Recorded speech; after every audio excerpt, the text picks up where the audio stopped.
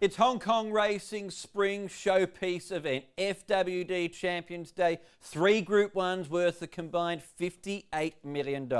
Here's what's coming up on this edition of HK Direct, and we're going to be previewing the Chairman's Sprint Prize featuring top Australian sprinter Santa Ana Lane. Beauty Generation is the main act in the Champions Mile, seeking back-to-back victories in the race, and an enthralling duel coming up in the QE2 Cup as well. Darryl Anderson from Trackside, New Zealand, joins me. Now, Darryl, you've been a presenter there for nearly 20 years. You're on holidays in Hong Kong. How have you come into a TV studio on your time off? I know. Who would believe it, eh? But I think that's what racing people do, Ed, and nice to be here. I guess when we have time off, we tend to gravitate towards races and race meetings, don't we? So, yeah, that's what's brought me up here. I haven't been here since Blazing Speed won the QE2 4 years ago, so it's taken me a while to get back, but I'm delighted to be back. And it looks like you're back for a terrific meeting on Sunday too. Oh, it's an absolute ripper, isn't it? Beauty Generation, as you mentioned, is probably the headline act. How good is he going?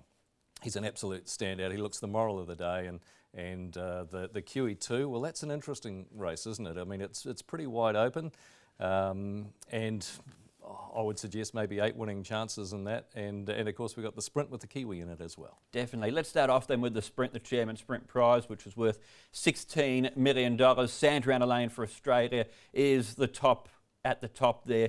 He'll jump from gate 10. Vidora also represents Australia, while Mr. Stunning beat the clock, the 2 main chances for Hong Kong with Ratton. And you mentioned Enzos Lad, the Kiwi, Nak Venus from Japan. Let's have a look then and get your opinion on Enzos Lad. Dual Group 1 winner. Both of those wins have come in the Telegraph. This is his most recent triumph in the race at Trentham. What do you make of his chances for Sunday here? Well, I mean, the good thing about him is, like he did in both of his Telegraph wins, he's drawn a low gate. So he is going to get a nice run in transit. You can see him here. He's just come across the crossing. It's a little dog leg left-handed track at Trentham. And he's tracked the speed beautifully. He's come across, he's just lost, not his footing so much, but he's just sort of lost his bearings just a little bit when he came across the crossing.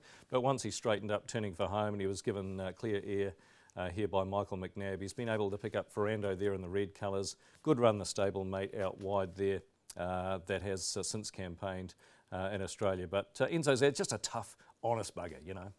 And there's a great story with him too, the Pittmans. Great racing family in New Zealand, and Michael Pittman as well. It's probably a well-known story in New Zealand racing circles, but really opening up to the press at Sha Tin through the week too. Yeah, he did, and yeah, look, he's been through some rough times for sure, losing his son 6 years ago, and then being diagnosed with cancer, you know, almost 12 months ago. He's been through a lot of chemotherapy. He genuinely thought that his time had come.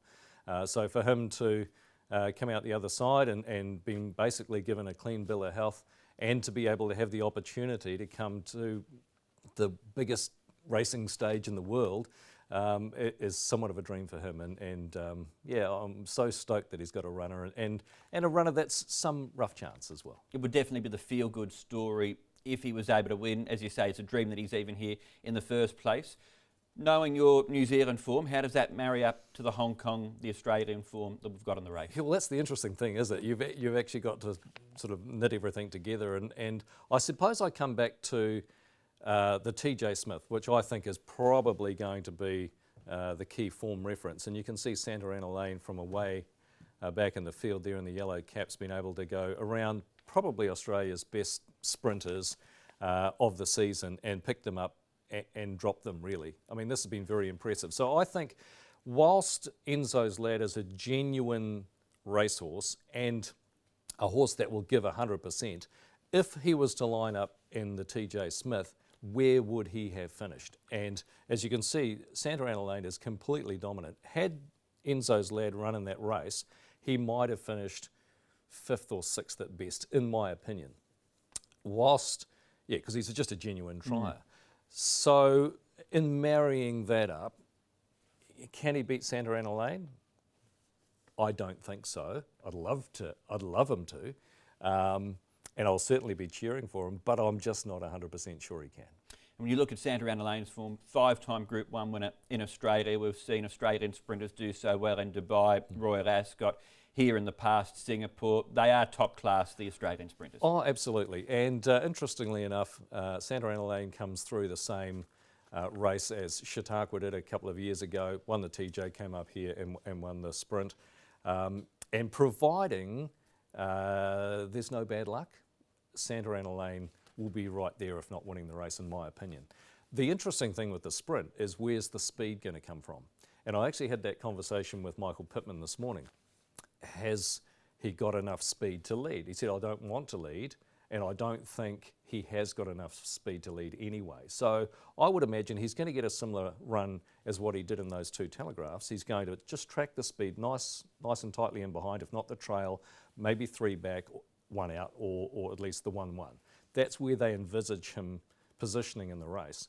And from there, he's going to be, he's going to be trying his heart out. Whether he can beat Santa Ana Lane, who's going to come from behind him, I don't think so. Hong Kong sprinters are always tough to beat, particularly on their home turf. Mr. Stunning, Ratton in the race, beat the clock. But in summary, is Santa Ana Lane the Aussie the one to beat? Absolutely. Even if the pace is moderate, I still think Santa Ana Lane can pick them up and beat them. I think Mr. Stunning was, on the face of things, a little bit disappointing last time out. He's better than that, and I think he was a significant time between runs too last time out. So Zach Sticks, to me, he looks the danger. Let's move on then to the Champions Mile, and this race is all about one horse really. Beauty Generation, the reigning horse of the year, taking on 6 rivals. He's beat them all before.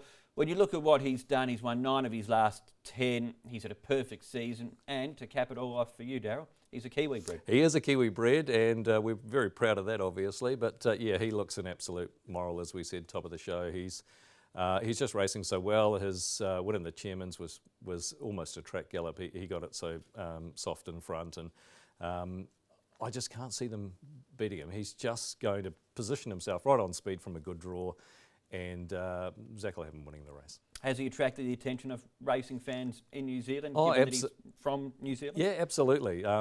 Definitely. He gets a lot of social media coverage as well, naturally enough. But yeah, he is definitely one of the standout New Zealand-bred horses racing anywhere in the world at the moment. So. Absolutely. He's the horse that so many people are going to be coming to see on Sunday. Will eclipse the Hong Kong prize money record too if he wins the Champions Mile set by Viva Pitaka. So all about Beauty Generation when it comes to the Champions Mile. The big race overall is the FWD QE2 Cup. It's worth $24 million. A field of 13 to line up. Exultant comes in excellent form. He's won his last 3. Time Warp, Glorious Forever are the last 2 winners of the Hong Kong Cup. Win Bright, Lees Grasher, Deirdre represent Japan. Well, we've got the Derby winner there as well too in Furore, who's trying to do a Werther, an ambitious dragon, and win the Derby and the QE2 Cup. Let's then go to Eminent, because there is a bit of a New Zealand connection with this horse. Formerly trained in the UK. He's had 2 runs leading in Australia, and this was the best of them in the Ranvet. Yeah, it was a ripper run. I think the latter one was definitely a forgive, and I'll explain that in a moment. But this was his first run in a number of months. And so 2,000 metres of the Ranvet at Group 1, you can see the Godolphin colours there with Avilius coming down centre track and being able to pick him up late. But first up for such a long time and a trip down to Australia, I thought the run was terrific. Was really, really good. And I'm not sure whether Hong Kong at that point had been a major consideration. I think the connections have gone back subsequent to this and gone, gee, it's gone really well. Why don't we have a throw at the stumps and bring him to Hong Kong? As I said, his subsequent run was poor. He wore earmuffs, didn't handle that at all, according to the jockey, James McDonald. He also missed the kick. He got stuck back on the inside winks, and he just never looked comfortable at all. And for that reason, it's a forgive run. If you're to consider seriously that Ranvet performance, yeah, he's going to be a terrific chance. He's going to be one of the speed influences in the race, but whether he will get to the lead like he'll want to do, I don't know. You've got, Time Walk, who Time Warp who wants to lead, and you've got the other one in the race that's a Glorious forever who'll want to sit on speed if not lead as well. So for that reason, it's going to set up a genuine tempo and a genuinely run race. And yeah, for that reason, I tend to favour a back marker a little bit in this. Okay, let's see. There might be one in this replay here. You spoke about the Chairman's won by Beauty Generation. It's also a significant form reference for the QE2 Cup. Eagle Way settled at the rear of the field. He's a stablemate of Beauty Generation, of course. He was finishing off strongly. And Pakistan Star, the defending champion in the race, ran second at it 2 years ago. Of course, now trained by New Zealand expat Paul O'Sullivan.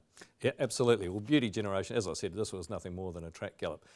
Yes, I thought Pakistan Star had a pass mark, but have a look at Eagle Way here. This was a terrific run, and I know, having heard interviews prior to this particular race from trainer John Moore, he was very upbeat about Eagle Way's chances in this, suggesting that once he got back up over some ground, that he'd be very, very competitive. Well, that run just indicates that. Just, you know, like he's just come out of a hole in the ground here late, and the step to 2,000 metres is perfect. And what do we do with the enigma that is Pakistan Star? Well, you mentioned he is trained by an expat Kiwi and Paul O'Sullivan, who's been here for a number of years.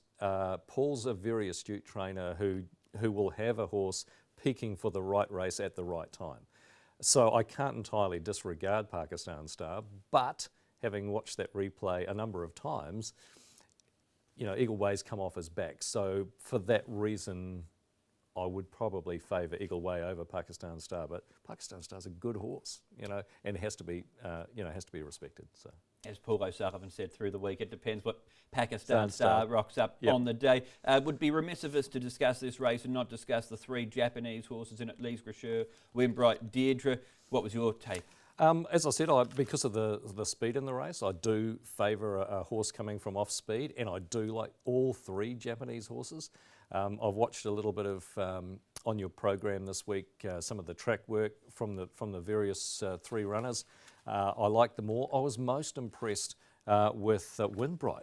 He looks terrific, and I think he's probably the least favoured in the market for Sunday. But I give him a sneaky win chance too at a price too. But they'll all be right there at the business end for sure.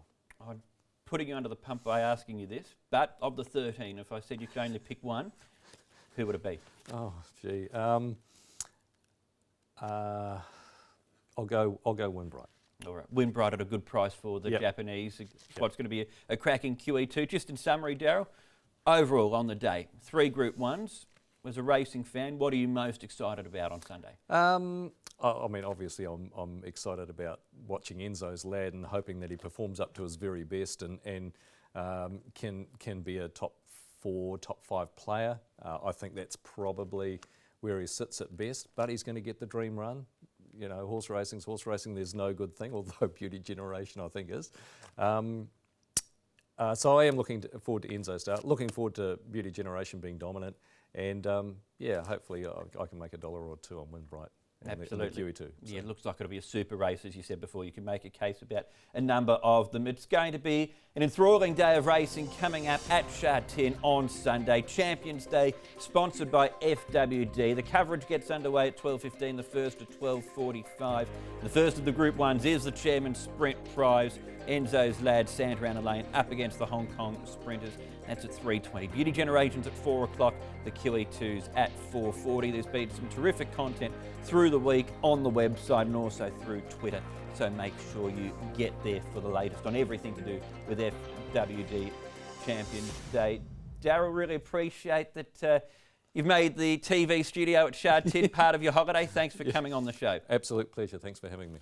Looking forward to your company too on Sunday at Sha Tin for what will be a wonderful day of racing. We'll see you there.